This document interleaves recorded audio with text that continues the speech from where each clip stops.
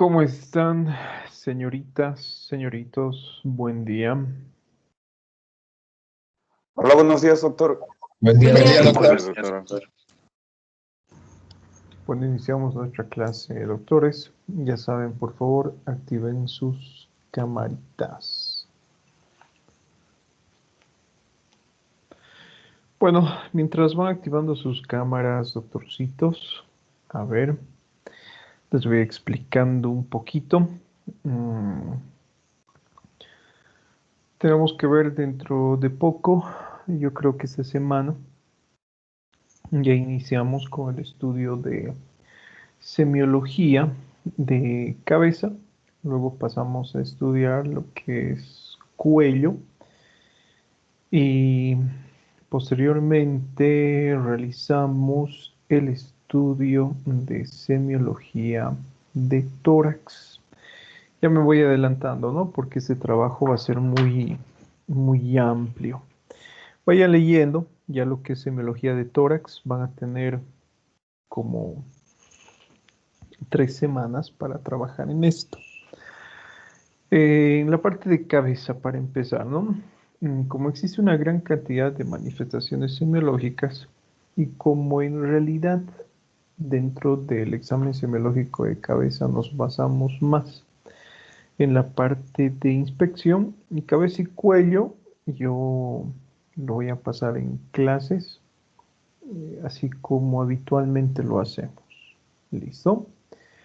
Pero cuando lleguemos a la parte de semiología de tórax, doctores, la clase o las clases de todo tórax, desde topografía, examen pulmonar, examen cardiovascular, estará a cargo de ustedes al 100%. ¿Listo? Bueno, la parte que corresponde a ruidos pulmonares normales, anormales, y yo se las daré, no serán más de 50 minutos.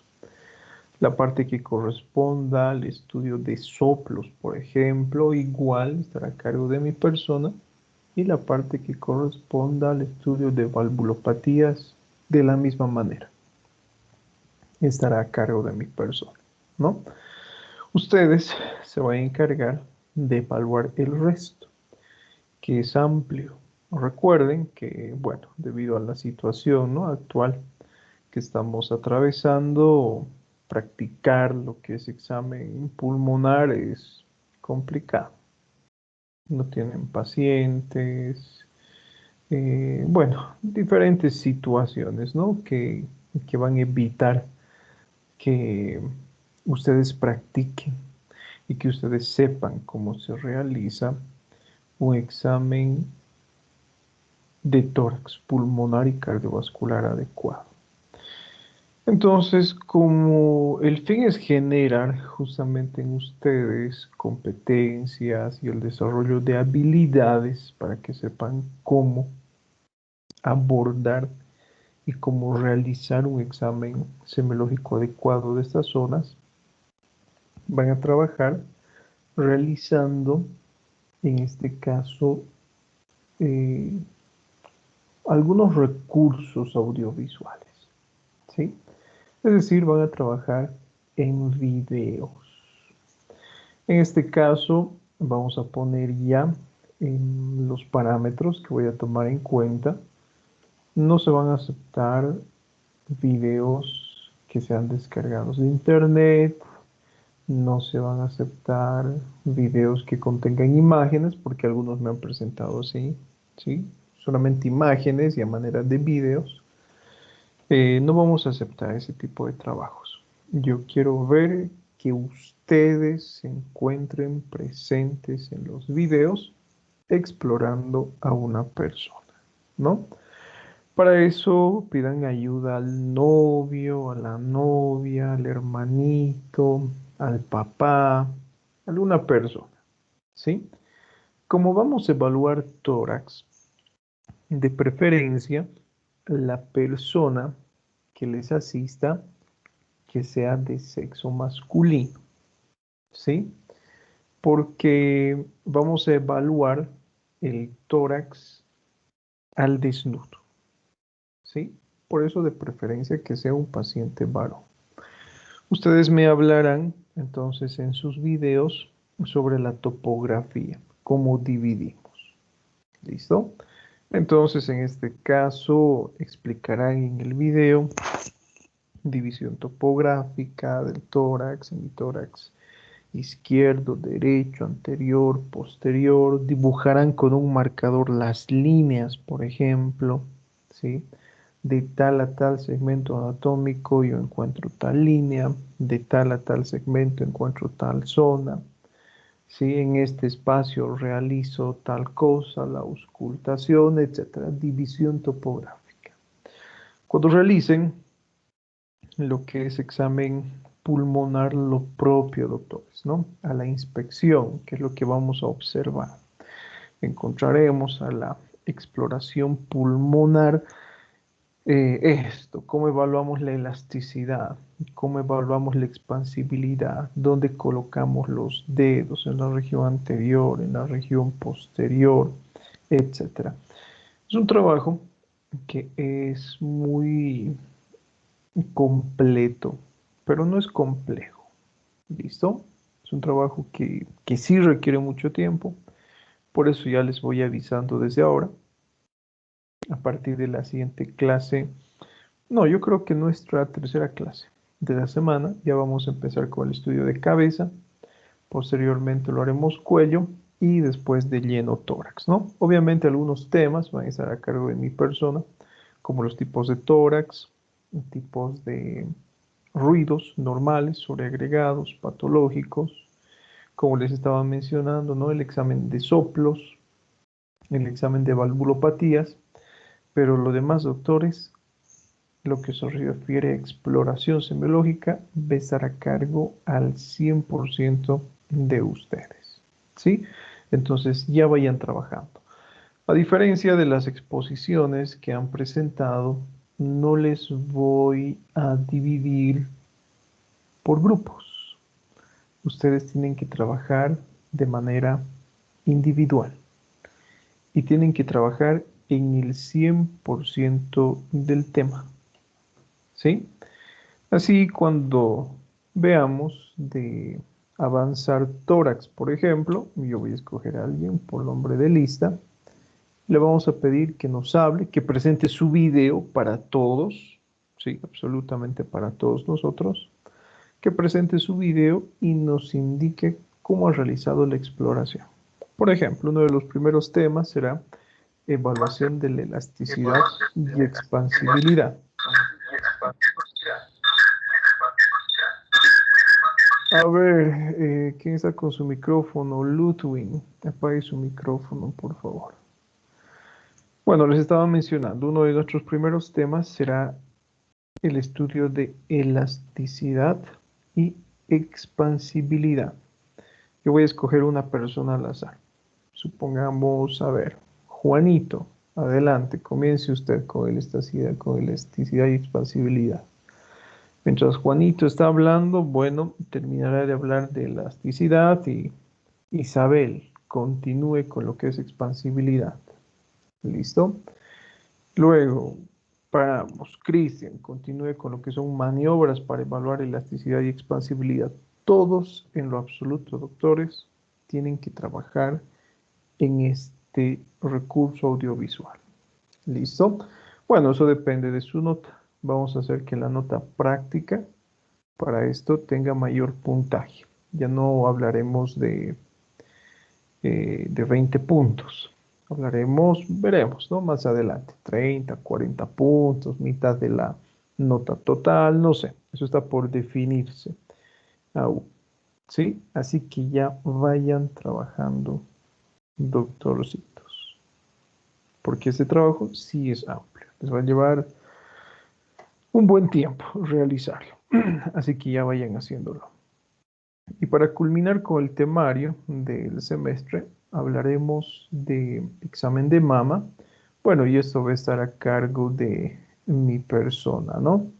Entonces, vayan haciendo ya esto, doctores, vayan trabajando. Tenían que presentarme un video de presión arterial. No les he habilitado la plataforma, ¿no? No, doc. Listo. Entonces lo voy a hacer hoy día hasta mediodía. Por favor, van a realizar la entrega. Esta semana no he podido porque he estado muy ocupado. Realmente no he tenido tiempo para nada. Así que ahora cargo la tarea para que puedan realizar su entrega hasta mediodía. ¿Sí? Todos ya han debido trabajar en esto. Así que, ¿alguna duda o pregunta, doctores? ¿Todo claro? Bueno, esperemos que sí. Hoy vamos a realizar el estudio de un signo vital y de una alteración también que ya habíamos visto con anterioridad, ¿no? Alguno de sus compañeros, algún grupo, había realizado lo que es la presentación de temperatura y fiebre. Entonces, empecemos por allí, doctores. Cuando hablamos de temperatura y fiebre, existe lo que es una diferencia entre estos dos puntos. ¿Sí? Los demás también, doctores, activen sus camaritas, por favor. A ver, vamos a hacerlo más participativa esta clase. Alejandra Fabiola Gutiérrez, díganos por favor qué es temperatura y qué es fiebre.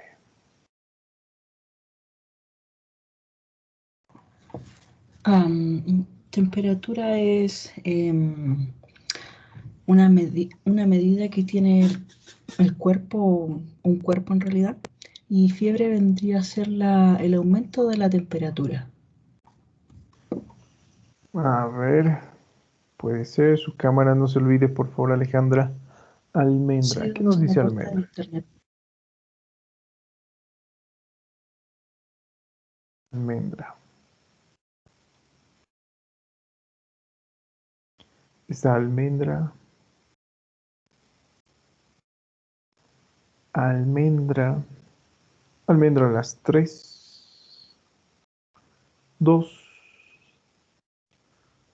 1. Avísenle a su compañera Almendra que tiene falta. Andrea Jaramillo. Diferencia entre lo que es temperatura y fiebre. Ya, doctor.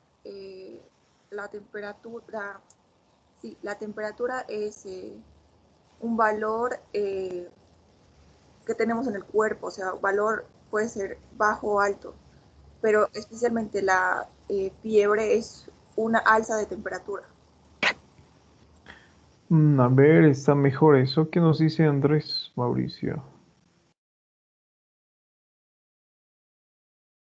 Que la temperatura más que nada, doctor, va a ser como que el estado normal que puede tener nuestro cuerpo, y la fiebre a la vez va a ser una elevación de dicha temperatura arriba de 37.5, si no estoy equivocado. Bueno, cuando nosotros hablamos de fiebre, para empezar, hacemos referencia a lo que es un incremento de la temperatura corporal, ¿sí? Pero cuando hablamos de temperatura, hacemos referencia al nivel térmico que tiene una persona, que tiene un objeto, etcétera, ¿no? Algo que les había mencionado es que muchas veces uno tiende a confundir lo que es temperatura con lo que es fiebre.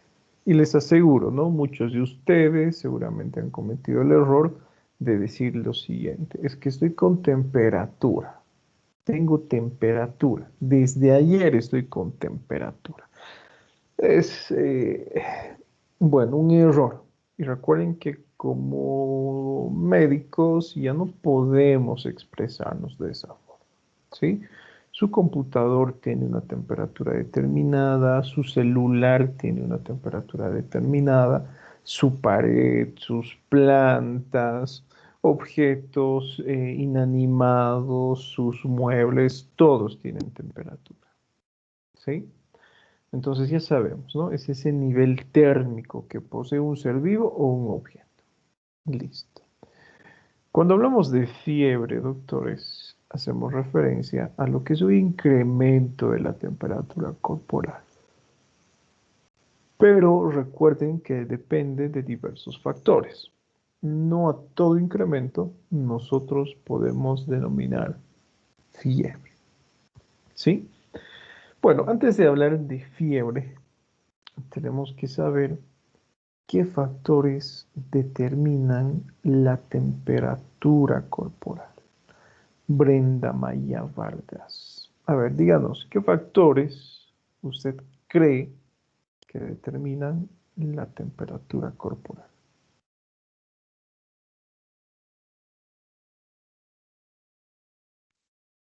¿Me escuchas? Ahora sí, te escucho, pero no te veo. El ejercicio puede ser.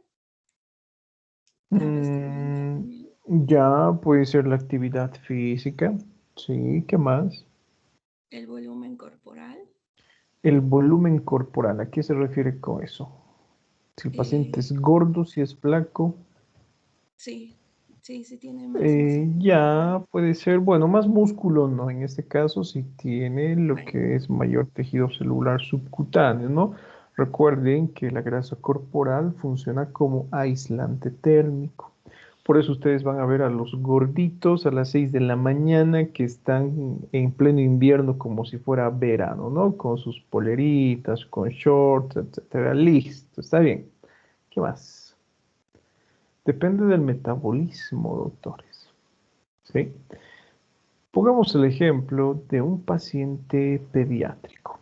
Todos ustedes, ¿no? Hace algunos meses, cuando eran niños todavía. A ver, seguramente todos cuando eran niños han experimentado calor cuando la temperatura ambiental era baja. ¿Sí? Todos nosotros hemos experimentado esto. Si no recuerdan, bueno, pueden preguntar a sus papás, ¿no? Cuando eran niños, ustedes, cuando tenían 8 años, 10 años, por ejemplo, a las 8 o 9 de la noche se encontraban correteando de aquí para allá y no sentían frío. Pero ahora ya los veo abrigaditos con sus gorritas, sí, más, no sé, más conscientes de su estado de salud, de su edad, etcétera. ¿Sí? Bueno, ¿por qué? Porque a medida que pasa la edad, existe lo que es una reducción del metabolismo. Es otro factor que interviene. ¿Qué otro factor? Lo que decía su compañera, ¿no? La temperatura medioambiental. Y no sé si les había explicado, creo que sí, porque con algunos grupos habíamos hecho referencia a lo mismo, ¿no? Últimamente, bueno, de un tiempo a esta parte, se ha puesto de moda que varias instituciones públicas, privadas, lugares que reúnen gran cantidad de personas, aglomeración de gente, etcétera, tienen como dispositivos para la medición de la temperatura corporal los denominados termómetros infrarrojos. Y si ustedes alguna vez, bueno, han acudido a alguno de estos lugares públicos donde se les ha medido la temperatura utilizando este tipo de instrumentos infrarrojos, se han debido dar cuenta que las temperaturas son, podríamos decir, inusuales, ¿no? Siempre y cuando tengamos conocimiento de lo que estamos observando. Les había puesto un ejemplo de lo que, bueno, siempre sucede conmigo.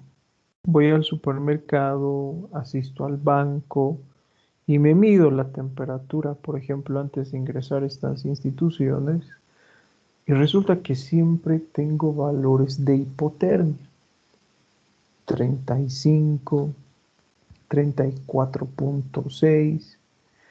Bueno, y el guardia me deja ingresar, ¿no? Adentro, adelante, siga nomás. ¿Sí? Pues yo sé que conozco, me llama la atención, ¿no? Digo, qué raro, ¿no? Me mido con este dispositivo y mi temperatura es de 34.5. Este fin de semana, cuando voy a realizar algunas compras, me mido la temperatura con este dispositivo a nivel de la muñeca, ¿no? Les miden, tiene una temperatura de 33.2. Bueno, esto es una tontera, ese termómetro no sirve.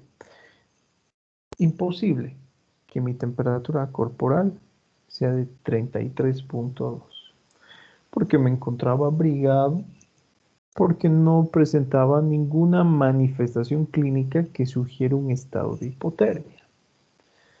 Les había mencionado que este tipo de dispositivos no son fiables dentro de la práctica clínica, porque muchas veces se ven alterados los valores que estos proporcionan debido a otros factores como el medio ambiental, por ejemplo. Y están reduciendo las temperaturas, ¿no? En esta parte del hemisferio. Y está empezando a hacer frío.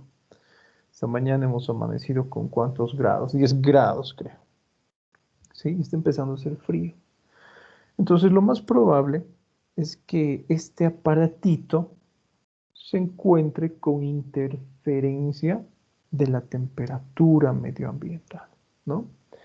Bueno, y voy a ser más preciso para que se den cuenta. Voy a un supermercado, ingreso al estacionamiento que era subterráneo y el termómetro se encontraba justamente en el sótano del supermercado, que obviamente es mucho más frío que el parqueo que se encuentra en la calle, ¿no? Probablemente por eso ha marcado lo que es una temperatura muy inferior a la real.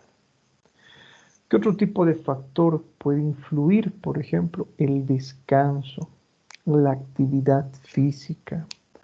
Cuando ustedes realizan actividad física, doctores, ¿qué es lo que sucede con su temperatura corporal? Cualquier tipo de actividad física. A su edad lo que ustedes practican Aumenta. más es ejercicio cardiovascular, ¿no? Incrementa la temperatura, ¿sí? Eso es lo característico. ¿Qué sucede durante horas de sueño? Disminuye. Disminuye, ¿por qué? Porque existe una disminución de su metabolismo. Recuerden lo que hemos visto en respiración, recuerden lo que hemos visto en presión arterial. Ustedes descansan, disminuye los valores o los parámetros de sus signos vitales, disminuye la frecuencia cardíaca, disminuye la frecuencia respiratoria, disminuye la presión arterial, disminuye el metabolismo en sí y disminuye su temperatura corporal. Muchas veces hasta cifras de hipotermia. Sobre esto también ya les había puesto algunos ejemplos, ¿sí? Bueno, en este momento, a ver, la temperatura medioambiental de cuántos grados será. 16 grados centígrados aproximadamente. Si ustedes duermen, bueno, 14 grados. Si ustedes duermen en este momento, ¿sí? Va a disminuir su metabolismo y en este caso van a sentir frío. Y seguramente alguna vez les ha pasado lo siguiente. En época de verano, ¿no? Hace mucho calor, las temperaturas superan los 30 grados centígrados, pero ustedes llegan a casa cansados, se duermen y sienten frío, por más que la temperatura medioambiental sea de 35 grados. ¿Sí? ¿Por qué? Por disminución de su metabolismo. Duermen probablemente con sus ventanas cerradas, duermen arropados en frazadas, etcétera, qué sé yo. Y en la noche pueden sentir frío. ¿Por qué? Debido a la disminución de su metabolismo. Entonces, si ustedes se dan cuenta, doctores, hay varios factores que nosotros debemos tomar en cuenta para realizar lo que es la medición de la temperatura corporal. ¿Sí? Incluso el alimento, doctores, es capaz, podríamos decir, o se considera lo que es la fuente o una de las fuentes principales para generar calor, en conjunto con lo que es la circulación arterial. Recuerden, ¿no? Ya hemos estado viendo en fisiopatología, adelantándonos un poquito al estudio de lo que nos vamos a encontrar en insuficiencia cardíaca y les había mencionado, en caso de una insuficiencia cardíaca, en caso de algún tipo de alteración que compromete el riego sanguíneo hacia una determinada zona, lo característico es encontrar disminución de la temperatura corporal. Entonces, la circulación sanguínea, la fricción, podríamos decir en este caso, de la sangre con la pared arterial, es capaz de originar calor. ¿sí? Tenemos que tomar en cuenta, doctores, todos esos aspectos antes de realizar lo que es el estudio de temperatura y fiebre.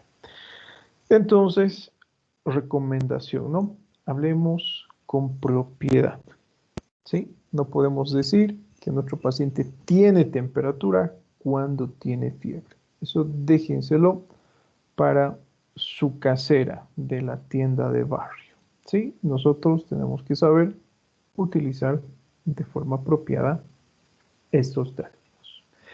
Bueno, cuando hablamos de fiebre, doctores, como ustedes han mencionado, hacemos referencia a lo que es un incremento de la temperatura corporal, que puede ser debido a una excesiva producción de calor o puede ser, como ustedes observan, debido a una interferencia o eliminación del mecanismo de disipación de temperatura corporal.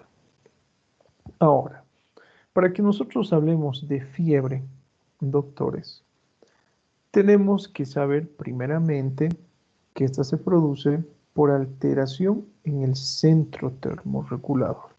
Y varias son las causas, doctores, que producen alteración del centro termorregulador.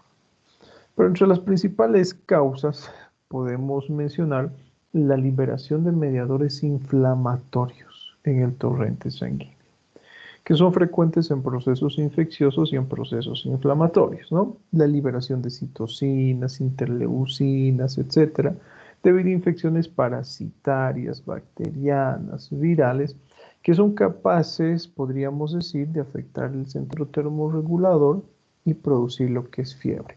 Pero no es la única causa, doctores, de fiebre, sino también podemos encontrar algunas alteraciones tóxicas, podemos encontrar otras alteraciones eh, que sean capaces de producir un incremento de la temperatura corporal, que no necesariamente son infecciosas, como las neoplasias, como las alteraciones cardiovasculares, como los infartos, etcétera, ¿sí? O alteraciones neurológicas.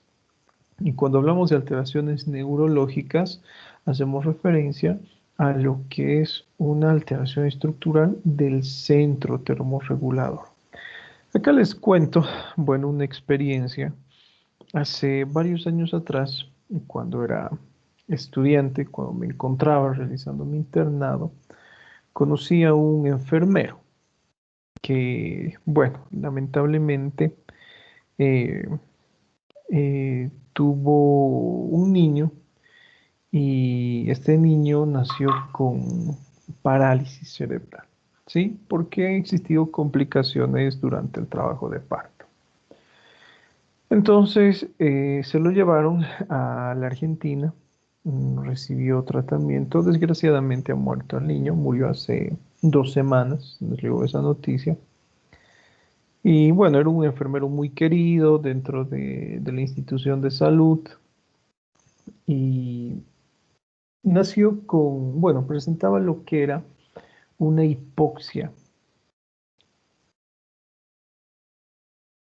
que se ha presentado debido a un cuadro de sufrimiento fetal agudo. Lamentablemente nació con alteraciones cerebrales grandísimas, ¿no? Debido a la hipoxia como tal. Y algo que llamaba la atención en este paciente, y recuerdo, era que tenía alteraciones en la regulación de la temperatura. Muchos sospechaban de un proceso infeccioso intrahospitalario, porque se ha encontrado internado en el hospital como 2 meses en la unidad de cuidados intensivos. Pero manejaba temperaturas que eran difíciles de explicar, ¿no? Tenía una temperatura un día de 38 grados centígrados, al siguiente de 43, al siguiente de 40, 39, y no respondía a lo que era el tratamiento con antipiréticos. Bueno, pasaron los meses y le diagnosticaron justamente lo que era una lesión del centro termorregulador. ¿Sí? Un paciente complicado. Ese es otro ejemplo de que la fiebre no solamente se presenta, doctores, debido a alteraciones infecciosas, sino también ese tipo de problemas estructurales a nivel del sistema nervioso central. ¿Sí? Es decir, bueno, podríamos hablar de una gran cantidad de causas. Ahora, cuando hacemos referencia a fiebre, queremos decir que existe lo que es un incremento de la temperatura corporal por encima de los valores normales. Y algo que ya les había explicado también con anterioridad cuando han realizado la presentación era lo siguiente. Para que nosotros hablemos de fiebre, necesariamente debemos conocer cuáles son los valores de la temperatura corporal. ¿Cuáles serán los valores normales? Carla María José.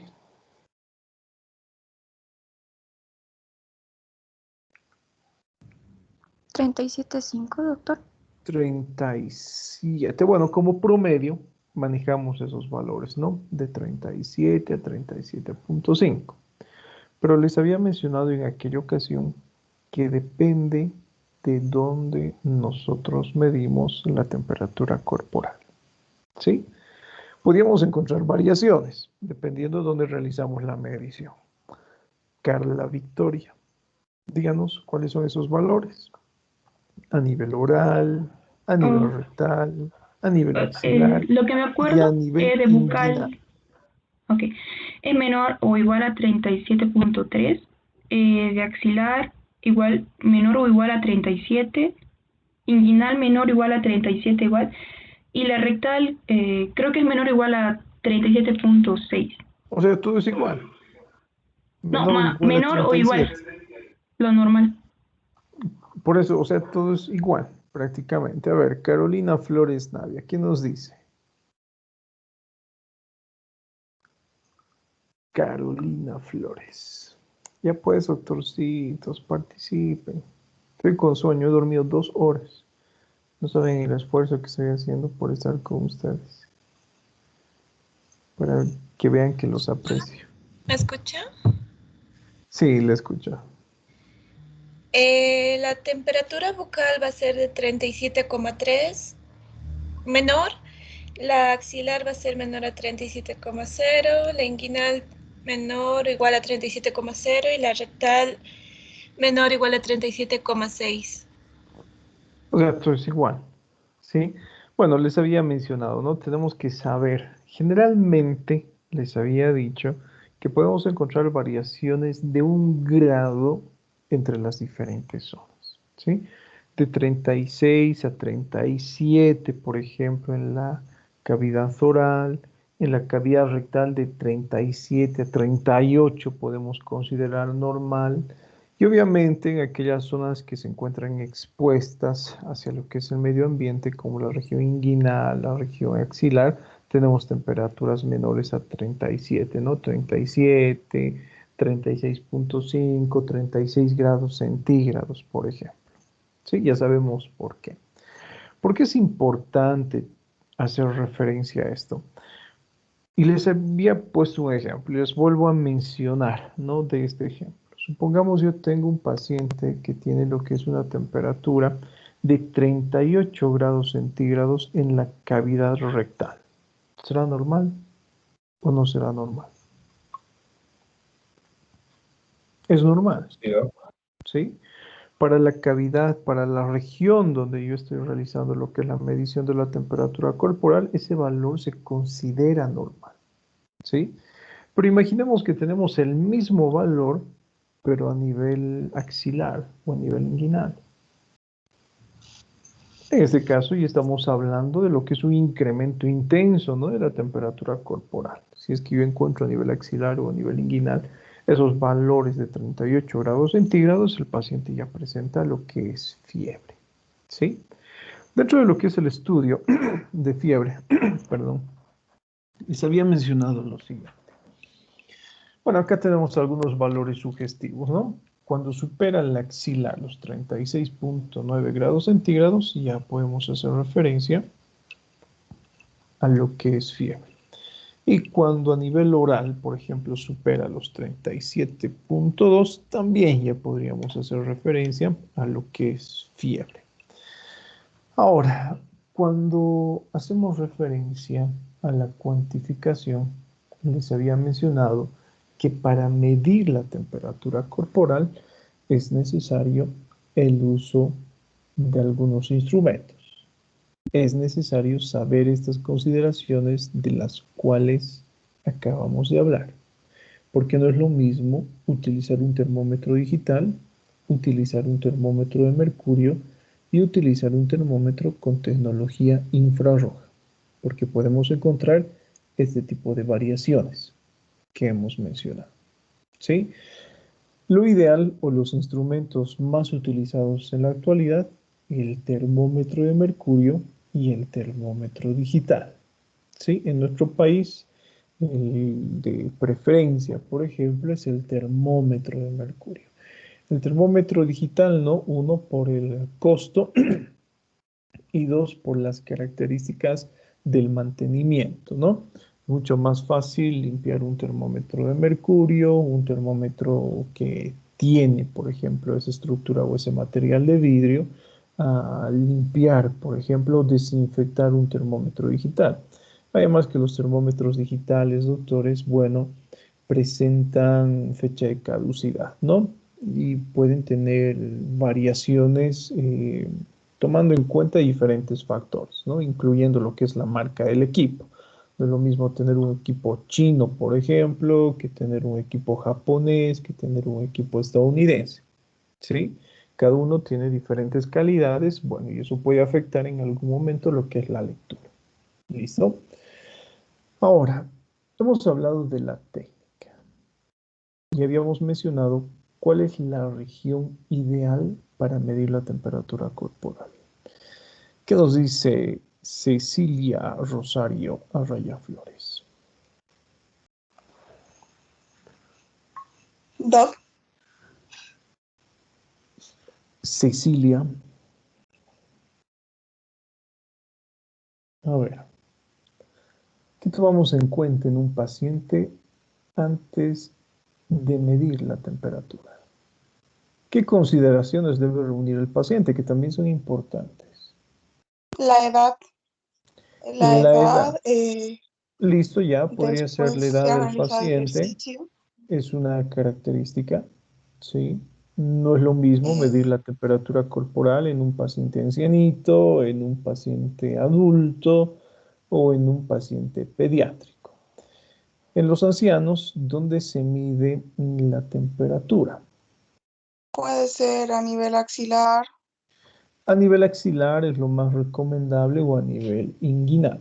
A nivel oral también podría utilizarse. es un Solamente poco que peligroso, pero para los ancianitos, porque son como niños otra vez. son como niños otra vez. Bueno, tanto así no, pero es peligroso en qué sentido, porque Que pueden tener muchas algún veces lo pueden tipo morder o de apretar patología demasiado. asociada, ¿no? Pueden presentar lo que son temblores a nivel del rostro, pueden presentar, miren, el denominado temblor senil, que no solamente se presenta en las manos, sino también se presenta en la cavidad oral. Si ustedes alguna vez observan a una persona de edad muy avanzada hablar, se van a dar cuenta que presentan temblores a nivel de los labios, ¿no? ¿Sí? Pueden morder el termómetro, pueden romperlo, pueden originarse lesiones en la cavidad oral o pueden tener dentadura postiza. Entonces, complicado, ¿no? Evaluar en este caso, porque ya al tener lo que es una placa dentaria postiza, obviamente los valores de la temperatura se verán afectados, ¿sí? En pacientes pediátricos, ¿dónde medimos la temperatura? También depende de la edad, ¿sí? A un niño, Normalmente sería el nivel rectal. a ver, vamos a ir por orden, está bien, Cecilia. Generalmente, pero también depende de la edad. En un niño de 10 años, Cristian, ¿dónde mediría usted la temperatura corporal? La oral, por la misma La comodidad. oral, ¿no? Porque el niño ya entiende y es mayorcito, ¿sí? Aunque puede jugar con el termómetro. Entonces también pueden utilizar la vía axilar. En pacientes neonatos, ¿dónde mide la temperatura Dani Gutiérrez Angulo? Sería la rectal, Que doctor. acaba de nacer. La rectal, ¿no? Les había mencionado. Existe controversia, pero les había dicho, ¿no? Algunos pediatras dicen, bueno, prácticamente se considera un abuso sexual, el niño apenas nace y nosotros ya lo estamos estresando. Imagínense, ¿no? La bienvenida que le estamos dando a este mundo, introduciéndole lo que es un termómetro por el recto, no es recomendable. Bueno, no vamos a entrar en controversia. Les había mencionado que tiene dos fines. Uno, evaluar justamente lo que es la temperatura corporal y otro, evaluar lo que es la permeabilidad del canal anal. ¿Sí? Porque muchos niños nacen con alteraciones congénitas que pueden comprometer la permeabilidad del canal anal. ¿Sí? Entonces tiene dos fines. ¿Listo? Bueno, cuando el niño crece, tiene 3 meses, 6 meses, un año, axilar. Obviamente que requiere ayuda, ¿no? Colocamos el termómetro en la axilita y presionamos el bracito sobre el tórax por unos 3 a 5 minutos aproximadamente. Por eso, actualmente, los digitales están ganando terreno. Nosotros tenemos un termómetro digital, lo colocamos a nivel axilar, por ejemplo, presionamos el botoncito y en cuestión de segundos ya tenemos lo que es la temperatura. ¿Sí? Bueno, una característica importante a tomar en cuenta. ¿Qué otra característica Diego Israel Torrico Zambrana tomaría en cuenta en su paciente antes de medir la temperatura corporal? Emocionalmente, ¿cómo debe encontrarse este paciente? Pues relajado. Relajado, relajado, ya puede ser. ¿Qué más? Eddie Santiago Gutiérrez. ¿Por qué relajado? A ver, Diego.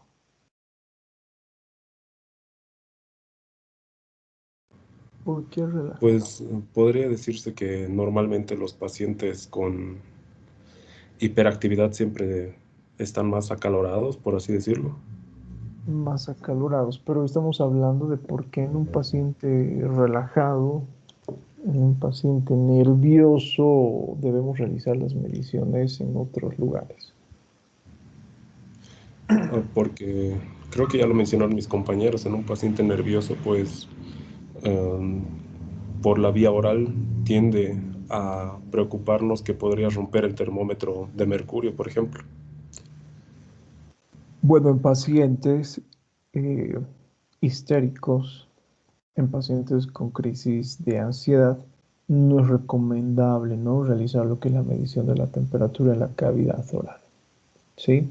Porque un paciente ansioso, un paciente con una crisis de histeria, recuerden lo que hemos hablado, doctores, hace poquito, lo que es respiración. Una crisis de histeria, una alteración emocional, es capaz de realizar modificaciones importantes en nuestro organismo. Es capaz de producir lo que es una alcalosis, es capaz de producir una tetania. Y en aquella ocasión les había mencionado lo siguiente, ¿no? Cuando un paciente presenta lo que es una tetania, que es la contracción muscular involuntaria de algunos segmentos corporales, especialmente manos y especialmente a nivel del rostro. Les habían puesto el siguiente ejemplo, ¿no? Las manos se entumecen y en este caso el paciente a nivel del rostro presenta trismus. ¿Saben lo que es trismus? Cuando No. se está mordiendo, tiene mala mordida. No, el paciente muerde, ¿no? Sus dientes entre sí. ¿Sí? Nos muestra los dientes del paciente. Entonces, imagínense que el paciente, debido a una alteración emocional, presente esta tetania y ustedes colocan lo que es el termómetro en la boca. De forma, podríamos decir, involuntaria, el paciente va a llegar a morder lo que es el termómetro y lesionarse. En pacientes con alteraciones psiquiátricas también les había mencionado, doctores, ¿no? Pacientes que presentan ilusiones, alucinaciones, diagnósticos de enfermedades psiquiátricas, esquizofrenia, etc. De la misma forma debemos evitar lo que es la medición de la temperatura corporal a nivel de la cavidad oral. Entonces, existen, doctores, una serie de factores que nosotros debemos tomar en cuenta. Entonces, para ya pasar al otro punto y no hablar 50 minutos de ese aspecto, depende ya de su criterio. ¿Sí? A ver, preguntamos a Edi Santiago. En un paciente inconsciente, ¿dónde mediría la temperatura? Se mediría en la zona axilar, ya que podría morderlo si lo ponemos en la vía oral. Bueno, puede morderlo, puede deglutirlo, ¿no? O podemos encontrarnos frente a lo que es una obstrucción de la vía respiratoria por cuerpo extraño. ¿Sí? Entonces ya prima, doctores, su criterio. No vamos a hacer más referencia a esto.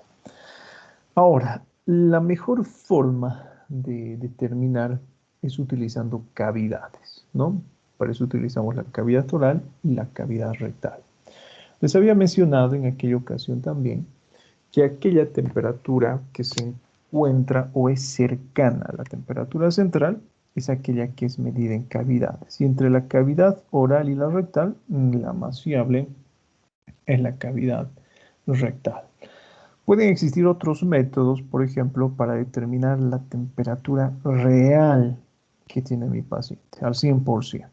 En este caso, la colocación de un catéter intraarterial, la colocación, por ejemplo, de lo que es un catéter intracardíaco, un catéter venoso central.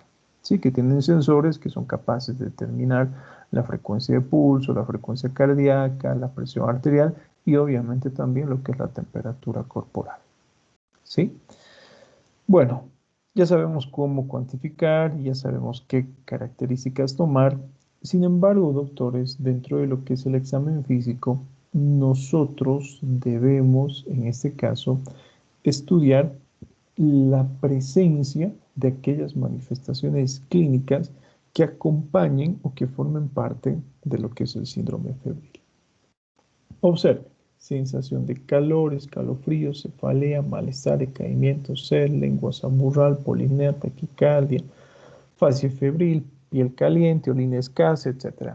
¿Por qué es importante determinar estos puntos?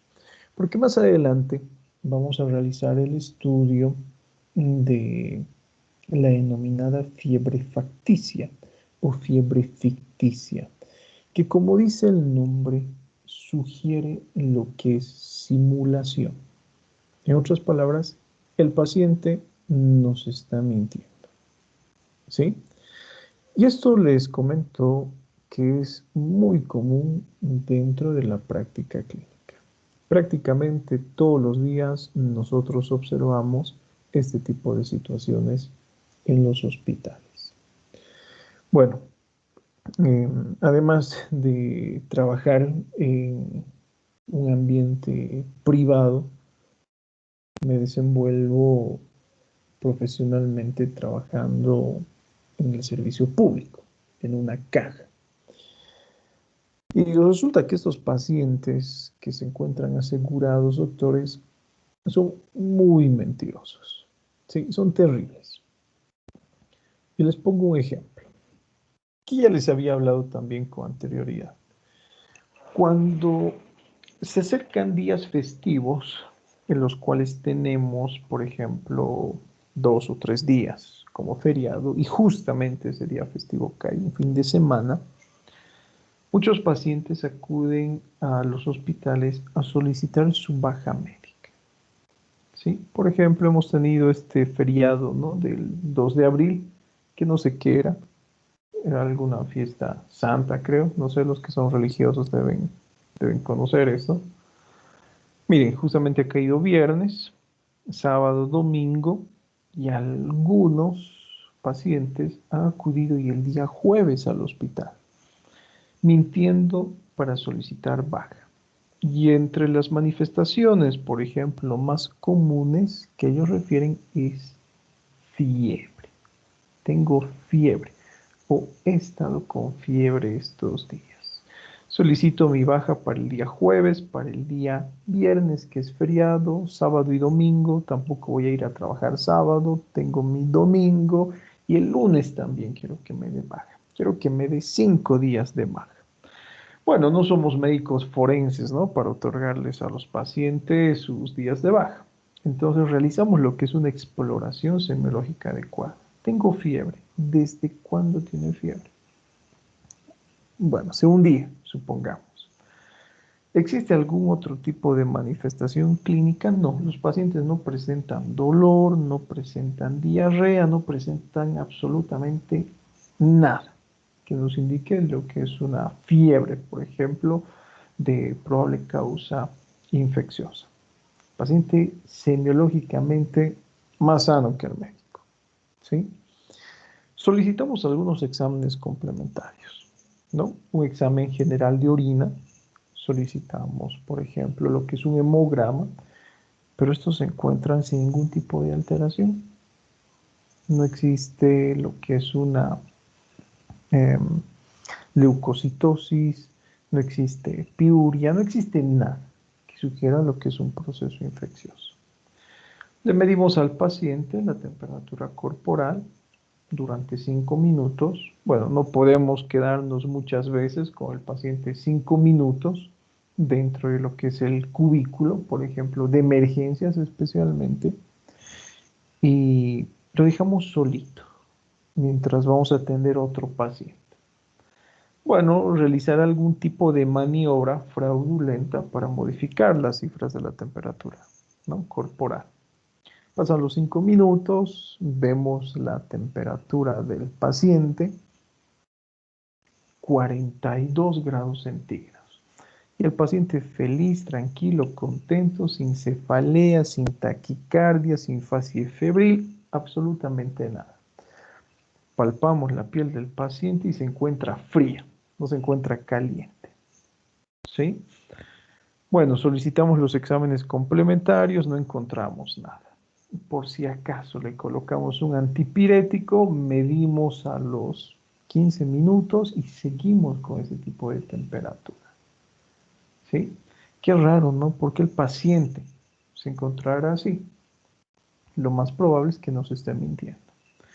A este tipo de pacientes les sugerimos lo siguiente. Bueno, miren, a pesar de la medicación, sigue manejando temperaturas altas. Y esto es grave, porque si llega a su temperatura hasta, bueno, límites como 42, 43 grados centígrados, usted va a convulsionar y puede morir. Así que lo recomendable es internarle. ¿Qué es lo que hacen los pacientes? No, no quiero que me interne. ¿Cuántos días voy a estar internado? Mañana es feriado, así que tienen que estar internados sábado y domingo también, porque el día lunes llega el médico que tiene que revisarlo. Entonces ellos se ven, bueno, sorprendidos, ¿no? En la actitud que toma el médico. No, prefiero irme a mi casa bajo mi responsabilidad. Si me muero va a ser culpa mía, no culpa suya, etc. ¿Por qué les pongo este tipo de datos clínicos y estos ejemplos, doctores? Dentro de la práctica clínica es frecuente encontrarse con pacientes mentirosos, algo que ya les había recomendado. Según mi experiencia, ningún paciente amerita lo que es la confianza total. Doctor, ¿Sí? Adelante. quería contar una experiencia que me pasó. Bueno, una noche estuve súper mal, me dio fiebre, tenía todos los síntomas de dolor corporal y bueno, lo que no tenía era termómetro, no me pude medir, pero sí tenía mucha temperatura, bueno, mucha fiebre, no voy a hacer temperatura. La cosa es que como pasé muy mala noche, mi tía me hizo como un remedio casero y al día siguiente fui a la universidad, a la Univalle, porque ahí te atienden cuando uno está mal, por el seguro. La cosa es que cuando yo fui no tenía la fiebre porque me había bajado por este remedio casero que me dio mi tía. Ya. Y bueno, yo le comenté todo esto a la doctora y la doctora no me creyó. Yo me di cuenta al tiro que no me creyó porque yo tenía laboratorio y le dije a la doctora que me dieran una justificación por no poder ir al laboratorio. La cosa es que cuando me tomó la frecuencia cardíaca, vio que tenía taquicardia y me hizo hacer un electrocardiograma porque como no me creyó, él me hizo hacer este electrocardiograma y claro, pues como pasaron los días, yo ya no tenía la frecuencia cardíaca elevada y bueno, a lo que voy es que al no creerme, asustó mucho a mi mamá se puso a llorar porque pensaba que yo tenía problemas cardíacos y era simple que era porque como había tenido fiebre, obviamente tenía la frecuencia alterada, pues tenía taquicardia. Entonces, yo digo, si un paciente viene con otros síntomas, te dice que tiene fiebre, pero quizá en el momento que va no tiene porque quizá tomó un paracetamol, uno puede creerle solamente con las cosas que te cuenta adyacentes a. Bueno, eso forma parte de lo que es el interrogatorio, ¿no, doctores? Y miren, vamos a tomar en cuenta el ejemplo que su compañera nos ha mencionado. Es por eso que es importante la historia clínica, ¿sí?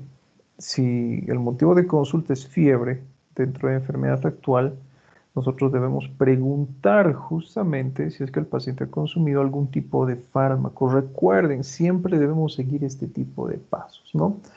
Cuando esa doctora que te ha atendido, sinceramente no sabe cómo evaluar un paciente, ¿sí? Vamos a ser sinceros. Y justamente eso iba el ejemplo, ¿no?, que les estaba poniendo.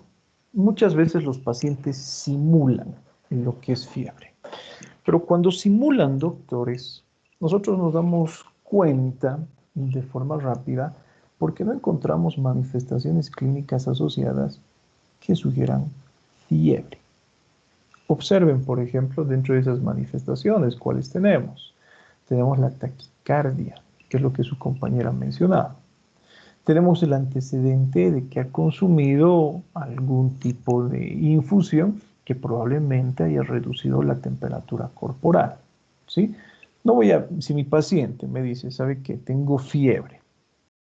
Ayer en la noche he presentado un estado de crisis, donde he empezado a transpirar, me ha dolido la cabeza, he incrementado la rinorrea, por ejemplo, no podía dormir, me sentía caliente.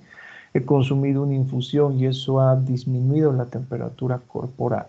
Y en este caso, el médico observa ese tipo de manifestaciones que refiere la paciente, que en este caso se encuentran inexistentes, pero existe taquicardia, por ejemplo. Yo voy a pensar que ese tipo de taquicardia es debido a ese cuadro febril, ¿sí? Es una manifestación frecuente en este tipo de alteraciones. Y de eso vamos a hablar un poquito. Miren, ya hacemos referencia a lo que es la taquicardia relativa. Sí, pero antes de hablar, enseguida vamos a continuar. La fase febril ya la conocemos todos, ¿no? Los ojos, en este caso, congestivos, la piel caliente, las mejillas rubicundas, los labios mucho más rojos de lo que usualmente son, etc. Si ustedes observan, y haciendo referencia a lo que su compañera nos ha mencionado, lo normal es que cuando exista un cuadro febril, se incremente la frecuencia cardíaca y la respiración, ¿sí? Entonces, lo que corresponde hacer en este tipo de situaciones es realizar un examen semiológico adecuado. Observen, por ejemplo, ¿no? Por cada grado de temperatura que se incremente, existe un incremento entre 10 y 15 pulsaciones. Por ejemplo, mi temperatura es 37 y mi frecuencia cardíaca es 70, dentro de parámetros normales. Mi temperatura es incrementada un grado, de 37 a 38. ¿Cuál debería ser la frecuencia cardíaca a esperar? Entre 80 y 85 latidos por Entre minuto. 80 y 85. Pero ¿qué pasa si es más de 80 a 85? Supongamos de 37, mi temperatura ha pasado a 38 y resulta que mi frecuencia cardíaca es 120. Voy a utilizar el término que hace referencia a taquicardia relativa. ¿Por qué utilizamos el término taquicardia relativa? Porque no necesariamente, doctores, debe llegar a cifras que sugieran taquicardia. Les pongo un ejemplo. Lo normal es de 10 a 15 pulsaciones por cada grado de fiebre. Supongamos de 70 se ha incrementado a 100. No es taquicardia por definición, me encuentro al límite. Pero como existe el antecedente de fiebre, taquicardia relativa. ¿Sí? Ahora, muchas veces no se incrementa la frecuencia cardíaca por grado de fiebre, según lo esperado. Supongamos que de 70 se ha incrementado a 75.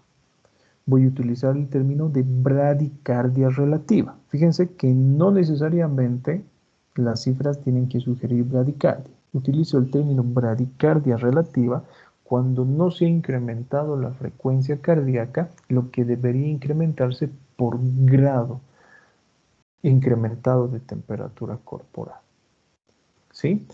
Ahora, para darnos cuenta de lo que su compañera ha mencionado, a ver, vamos a hablar de lo que es fiebre invertida.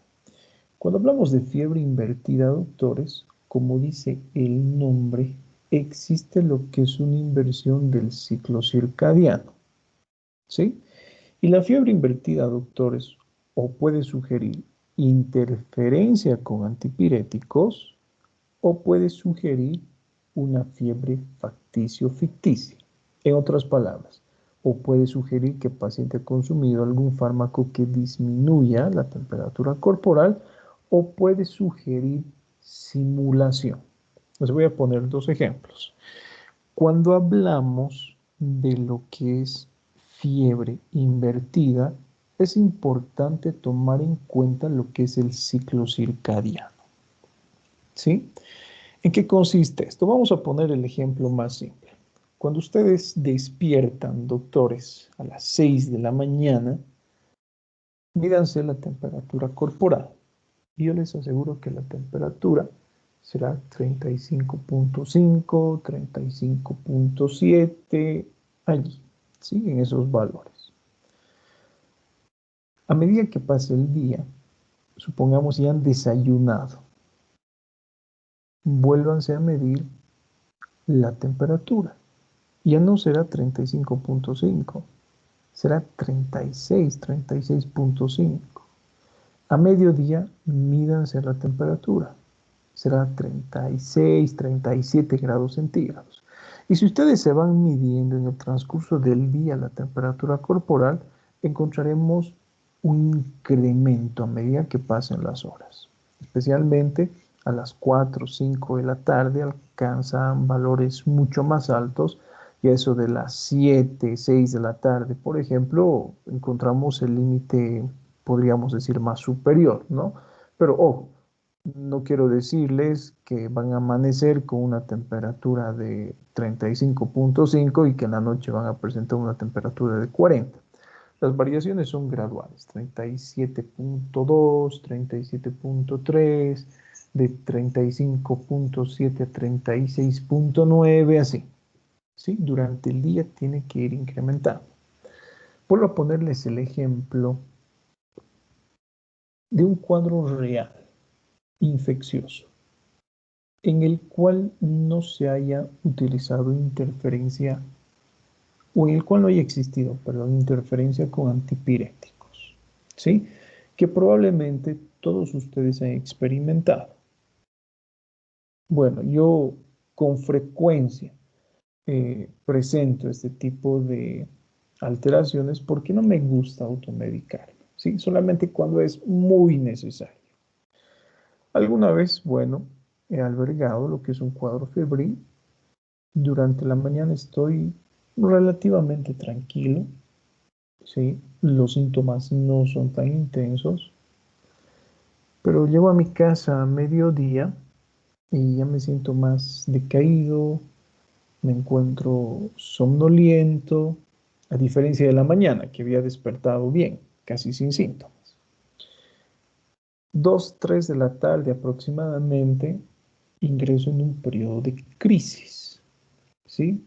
¿Eso qué significa? Que el incremento de la temperatura corporal es mucho mayor.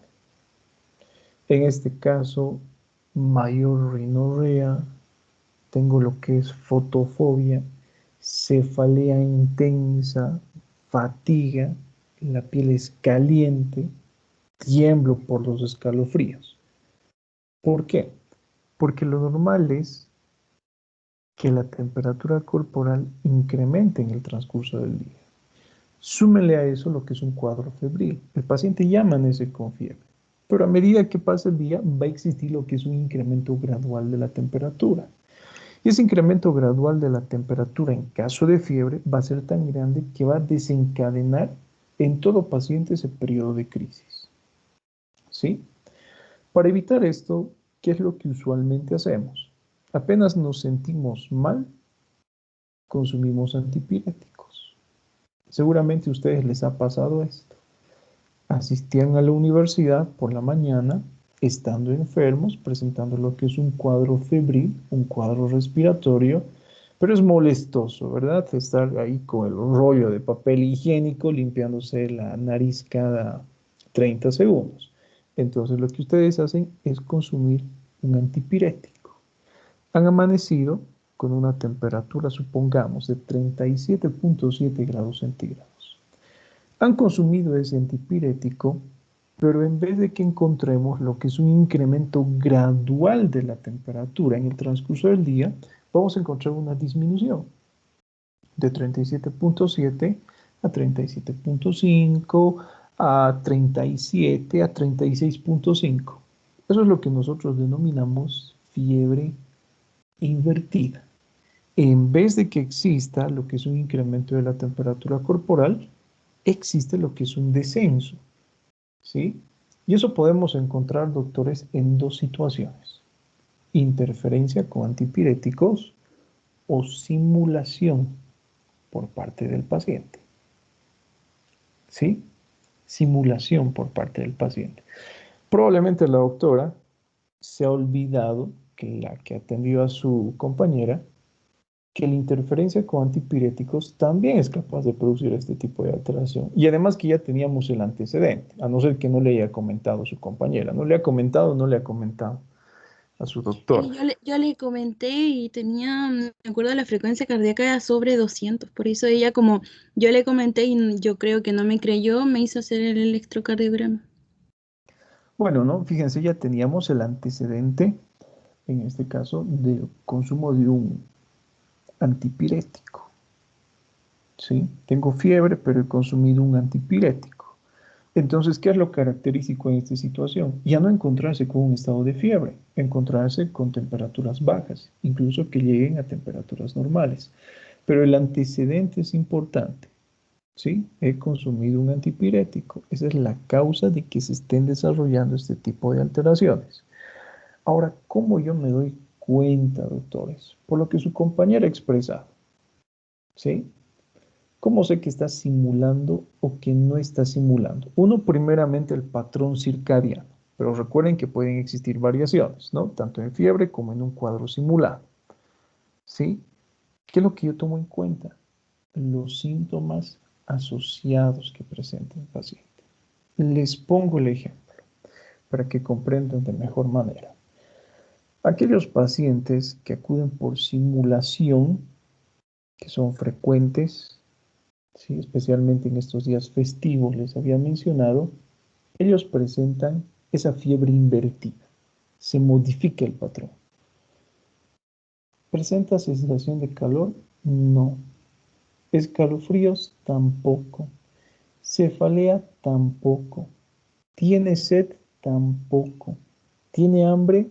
Sí, tengo mucha hambre. ¿Le duelen las articulaciones, los músculos, los huesos? No. La presión arterial, normal. La frecuencia respiratoria, normal. La amplitud respiratoria, normal. Frecuencia cardíaca, normal. Características de la piel, normal. Todo normal. Raro, ¿no? Que existe un incremento de la temperatura corporal con demás datos clínicos normales. ¿Qué voy a pensar en esta situación? Que está simulando mi paciente. Es un mentiroso, no amerita su baja clínica. ¿Sí? A diferencia de lo que su compañera nos ha mencionado, también encontramos una fiebre invertida, pero ya presentan manifestaciones clínicas. Taquicardia. Además de taquicardia, ¿qué ha presentado? A ver, algo llamativo. ¿Cómo se encontraba su presión arterial? Eso no recuerdo cuando me la tomó, Pero algo pero más. sí tenía el malestar muscular. Y como le dije, yo, bueno, nunca me había dado tan fuerte la fiebre que transpiraba, en la noche estuve transpirando y yo me sentí como que sentía, bueno, quizás exageraba, pero como que mi cuello me quemaba. Al De tan momento de la caliente. consulta. Al momento de la Al momento de consulta la ya. consulta, casi no tenía ningún síntoma, solamente llegué con la taquicardia, no me recuerdo que Sí. llegué con dolor muscular, no me dolía tanto, solamente le comenté a la doctora cómo había pasado la noche anterior y que Decaimiento general. me había subido, por eso pude ir al doctor, porque de hecho no iba a ir porque estaba muy mal y fui porque gracias a esto que me dio mi tía, me sentí mejor y por eso pude ir. Listo, pero si ustedes se dan cuenta, algo que ha expresado, ¿no? Su compañera, ya no tenía probablemente lo que era un periodo o un cuadro febril, pero la taquicardia persistía y el mal estado general persistía, especialmente la alteración muscular. Allí está, esa es la característica. Puede ser que nos encontremos frente a temperaturas normales, pero siempre y cuando existan datos clínicos asociados, pensamos que el paciente no está simulando, doctores, a diferencia del cuadro de simulación, ¿sí? Que no cursa con este tipo de manifestaciones. ¿Listo? Obviamente tenemos que hacer el diagnóstico diferencial con otras alteraciones, como la fiebre de origen desconocido. Cuando hablamos de un cuadro de infarto, cuando hablamos de una neoplasia, cuando hablamos de fiebre de origen desconocido en general, el paciente no presenta manifestaciones típicas de un síndrome febril. ¿Qué es lo que hacemos en este caso? Lo internamos a nuestro paciente para identificar cuál es la causa. Pero si ustedes recuerdan, sus compañeritos habían expuesto las causas de fiebre de origen desconocido. Para esto solicitamos lo que son exámenes complementarios. Y dentro de los exámenes complementarios nos encontramos con características que pueden sugerir infección. Por ejemplo, en un hemograma encontramos lo que es leucocitosis con predominio de neutrófilos. Listo. Ya sabemos que la causa es un proceso infeccioso. ¿Sí? Y muchos de estos pacientes que simulan, doctores, evitan la internación. Alguna vez nos ha sucedido, bueno, no alguna vez, casi siempre nos sucede en días festivos y les comento, ¿no? Este abril que hemos tenido este feriado. ¿Sabe qué, señor? Tenemos que internarle porque el tipo de fiebre que usted presenta no es normal. ¿Cuántos días me van a internar? Lamentablemente, mañana es feriado. Día sábado no asiste el médico internista. Día domingo no hay atención, solamente emergencia. Día lunes recién va a ser valorado. ¿Y por qué me van a internar si el día lunes recién voy a ser valorado para que se encuentre bajo observación? Porque si existe incremento de la temperatura corporal, como los valores que nos ha demostrado 41 grados centígrados, lo más probable es que se muera y no queremos que se muera. ¿Sí? Bueno, no, quiero mi alta. No le vamos a dar su alta porque está rechazando la internación. Yo no puedo darle su alta médica. Alta médica se da cuando el paciente, bueno, está sano, está tranquilo, y peor darle su baja, ¿no? Si usted rechaza la internación, fírmeme en la historia clínica y puede irse a su casita. Pero no le voy a dar su baja porque está rechazando la internación y está rechazando el procedimiento. Bueno, los pacientes se ven descubiertos en este caso, y bueno, es otra historia, ¿no? Que no nos interesa. Pero generalmente descubrimos las mentiras de nuestros pacientitos así. Sí, entonces ya sabemos cómo diferenciar, ¿no? Lo que es una fiebre invertida, ficticia o por interferencia de antipiréticos. Ahora, cuando hablamos de intensidad, no es lo mismo hablar y decir febrícula, que decir fiebre, que decir hipertermia y hablar de hiperpirencia. Febrícula, recuerden, generalmente hacemos referencia a un incremento de la temperatura corporal entre 0,2 y 0,3 grados centígrados por encima de la temperatura que consideramos normal. ¿Sí? En este caso no me atrevo a darle lo que es un valor porque depende de la zona en la cual ustedes midan la temperatura. Pero les pongo un ejemplo. Vamos a suponer que el límite máximo de temperatura a nivel rectal es 38. 38.2 a nivel rectal es febrícula. Pero ese 38.2 a nivel oral ya no es febrícula. es fiebre. ¿Sí? Por ejemplo, a nivel oral tengo ese valor de 37.5. Es febrícula. Ese valor de 37.5 a nivel rectal es absolutamente normal. Por eso les digo que febrícula es un incremento entre 0,2 a 0,3 grados centígrados por encima de la temperatura corporal normal. Algunos libros, como el libro de semiología de Chamorro, en su segunda edición, nos dice que se toman valores hasta de 0.5 para hablar de febrícula. Si las variaciones son superiores a 0.5 grados centígrados, hablamos, en este caso, doctores, de fiebre. Adelante, Noelia, ¿qué pregunta tiene? No, yo quería preguntar si me puedo conectar desde mi celular. Es que mi internet está fallando mucho y lo escucho muy entrecortado. Puede conectarse, Noelia. Bueno, se comprende esto, ¿verdad? Ya sabemos qué es fiebre, ¿sí? Pero ¿qué será hipertermia y qué será hiperpirexia? Que son dos términos, les había mencionado también, doctores, que muchos médicos lo utilizan de forma inadecuada.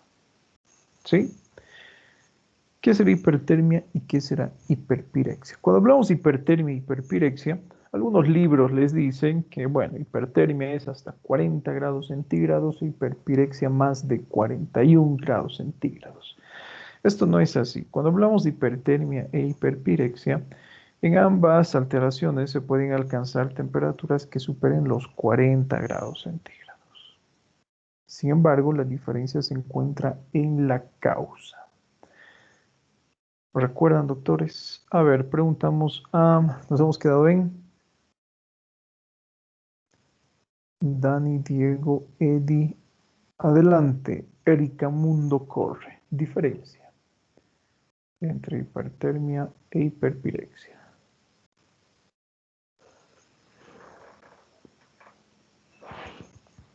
Está Erika.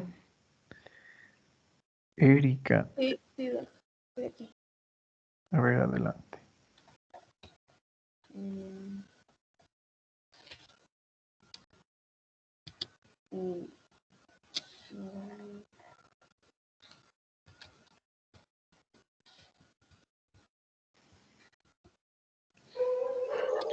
Nada, Erika. Eric. A ver, Eric Jepkeni. Doctor, hipertermia sería una alteración del centro termorregulador y hiperpirexia sería por las citocinas, interleucinas y prostaglandinas. Una alteración química. Sí, a ver, ¿qué nos dice Fernando Daniel? Hipertermia sería la alza de la temperatura y hiperpirexia, la verdad no me acuerdo. Bueno, ambos son incremento de la temperatura. A ver, Fernando Gómez. Podría decir que la hiperpirexia es un aumento elevado de la temperatura corporal por encima de los valores de la hiperpirexia. Y la hipertermia sería un valor de temperatura aumentado de la fiebre, de los valores de fiebre normal, por así decirlo.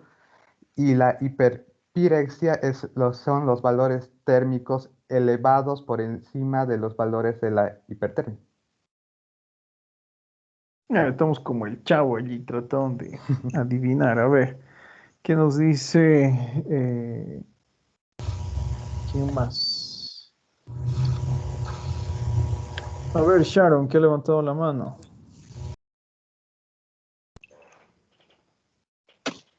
Doc, ¿se me escucha? Sí, adelante.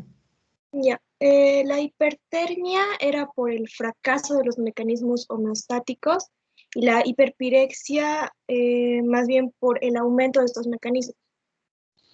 Bueno, está bien, ¿no? Vamos a tomar en cuenta lo que nos ha dicho Yevgeny y lo que nos ha mencionado su compañera, ¿sí?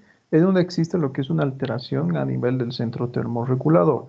fallan estos mecanismos para regular lo que es la temperatura corporal. Y en el otro, bueno, es debido a una serie de alteraciones bioquímicas, como la liberación de mediadores inflamatorios, etc. Está bien, excelente.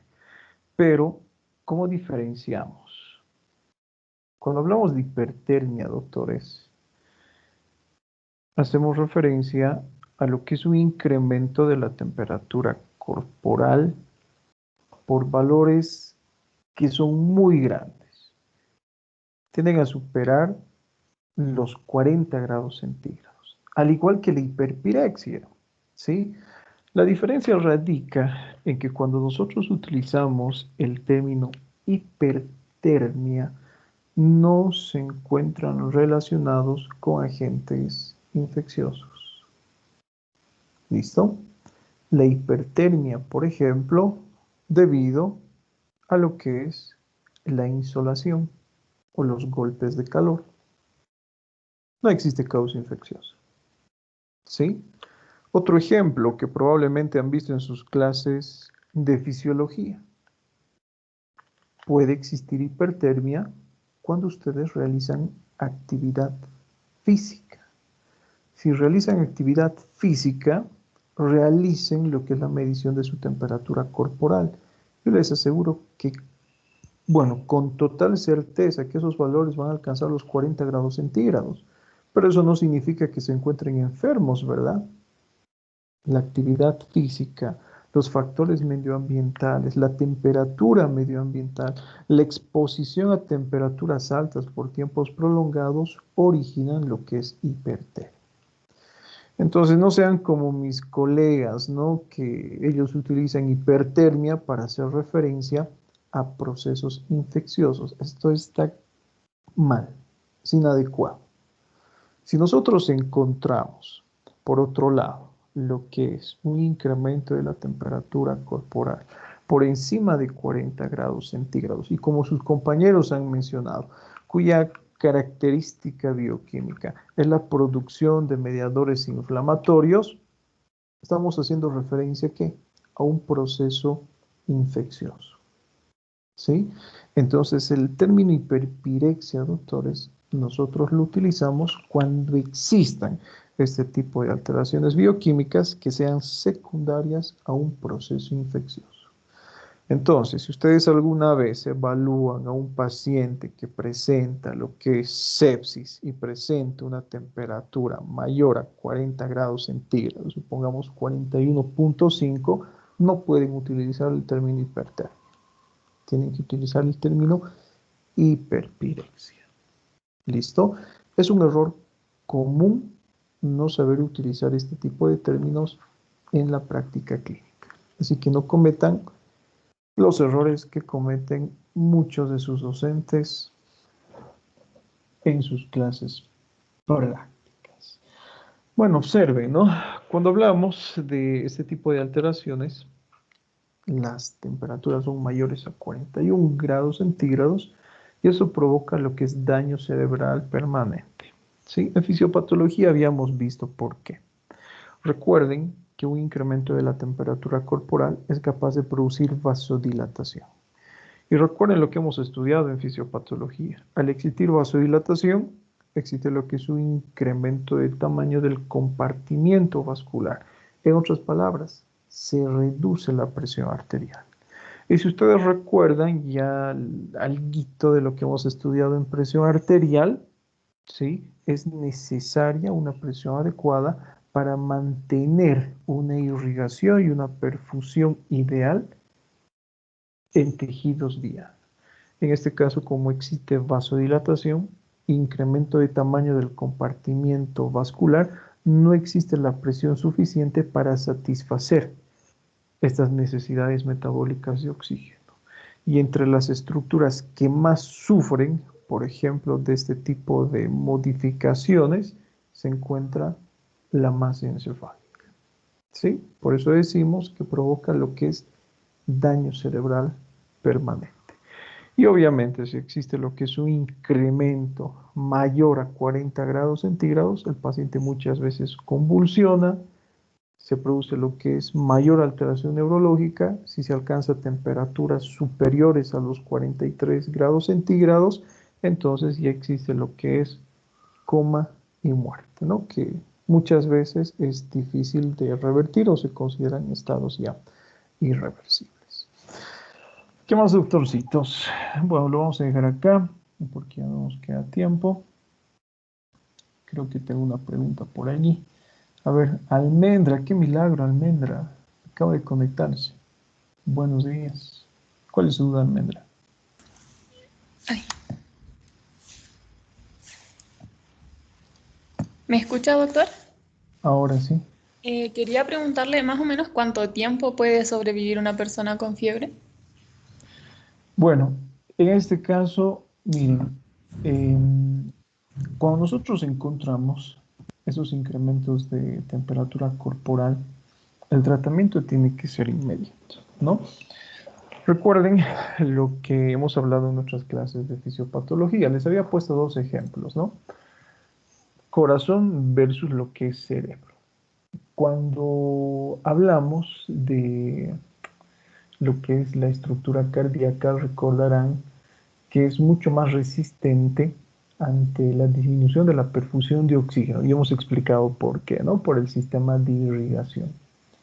En cambio, el cerebro, bueno, no tiene lo que es un sistema de irrigación doble, si vale el término, como lo tiene la estructura cardíaca. Entonces, el daño neuronal irreversible ya se presenta, doctores, a los 5 minutos. ¿Sí? Obviamente, nuestra función es limitar el daño. Entre más tiempo dejemos que presente este tipo de manifestaciones los pacientes, obviamente la extensión de la lesión será mucho mayor. En otras palabras, el daño cerebral es proporcional al tiempo que transcurre hasta que nosotros realicemos un tratamiento adecuado. Y a partir de los 5 minutos existe lo que es muerte neuronal irreversible. ¿Sí? Tenemos un periodo para actuar, miren, menor a este. ¿Listo? A los 5 minutos ya existe muerte neuronal que es irreversible. Obviamente, si pasa más tiempo, por ejemplo, 5, 6, 7, 10 minutos, en este caso ya nos encontramos frente a lo que es una alteración neurológica severa. ¿Sí? Pero no existe un tiempo establecido para decir, bueno, el paciente se va a morir en cuestión de minutos o segundos. No, no es tanto así. Básense en lo que les he mencionado. A mayor tiempo, mayor lesión. Y obviamente a mayor lesión, mayor alteración, ¿no?, en su capacidad de sobrevida del paciente. Pero como promedio 5 minutos. Basta para que se muera el paciente. Ya, doctor, gracias. ¿Qué más, doctorcitos? Bueno, atentos a la lista. Doc, yo le tenía una duda al inicio que se me olvidó hacerle, perdón. ¿Cuál dijo que era la respiración de enamorado? O sea, ¿en cuál dijo que se asemeja a eso? La respiración de enamorado. Bueno, la que se asemeja a lo que es un suspiro, ¿no? Tenemos dos respiraciones que son suspirosas. La respiración de Kussmaul. Una que se caracteriza por una respiración con una serie ininterrumpida de suspiros. Los suspiros son continuos. Cuando hablamos de la respiración de Cheyne-Stokes, ¿sí? Esta es la respiración suspirosa, pero que se caracteriza por un periodo de apnea. ¿Listo? Esa es la que se asemeja más a ese tipo de respiración. Cheyne-Stokes. Ok. Cheyne-Stokes. Gracias, Doc. Listo, atentos a la lista. Avan. Presente, doctor. Presente, doctor. Argote. Presente, doc. Arnes. Presente, Doc. Arraya. Presente, Doc. Barral. Barriga. Presente, doctor. Presente, Barriga. Pau. Presente, Doc. Castellanos. Presente. Daza. Presente, Doc. Encinas. Encinas, presente, doctor. Ferreira. Presente, Doc. Flores. Presente, Doc. Flores Navia. Presente. Gamboa. Gómez. Presente, doctor Presente, Gómez. Gamboa. Gutiérrez. Gutiérrez, presente, doctor. Gutiérrez. Presente. Gutiérrez Silvestre. Presente, doctor. José. Presente, Doc. Guaita. Presente, doctor. Hurtado. Presente, Ibarra, doctor. Presente, doctor. Jaramillo. Presente, doctor. Loaiza. Presente, doctor Loaiza. López. López presente. Luján. Luján presente, doctor. Márquez. Presente. Miranda. Presente, doctor. Miranda Francisco. Presente, doctor. Montaño. Mundo Corre. Presente, doctor. Muñoz. Muñoz, presente, doctor. Presente, doctor. Orellana. Presente, doctor. Ortuño. Ortuño presente, Doc. Parco. Pérez. Pérez, presente, doctor. Pizarro. Presente, doctor. ¿Pérez está? Bueno, está Pérez, Pizarro, Rivera. Pérez presente, le dije, doctor. Riva. Presente, Rivera, doctor. Riva. Presente, doctor. Abado. Presente, doctor. Sánchez. Sánchez presente, doctor. Ticona, Ticona presente, doctor. Torrejón. Torrejón presente, doctor. Torrejón presente. Torrico. Torrico, presente, doctor. Vaca Flores. Vaca Flores, presente, doctor. Velarde. Velarde presente, Doc. Vélez. Feliz, presente. Zambrano. Presente, doctor. Zambrano Valenzuela. Presente, doctor. Zamorano.